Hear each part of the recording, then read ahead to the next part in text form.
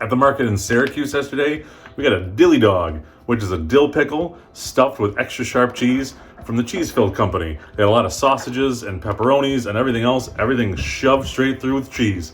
We're gonna crack this baby open because it was delicious. Comes in a resealable pouch in case you only want to eat a little bit of it right away, and you just might want to because this thing is enormous. There's some juices left inside. There's the cheese, extra sharp cheddar. Let me get a knife.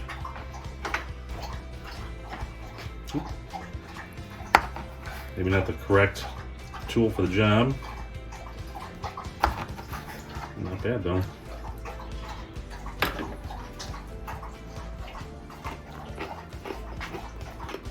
That's really good. They're $5 a piece, worth every penny. I actually had a bite. It was pretty tasty. That's the cheesefilledcompany.com. You'll love it.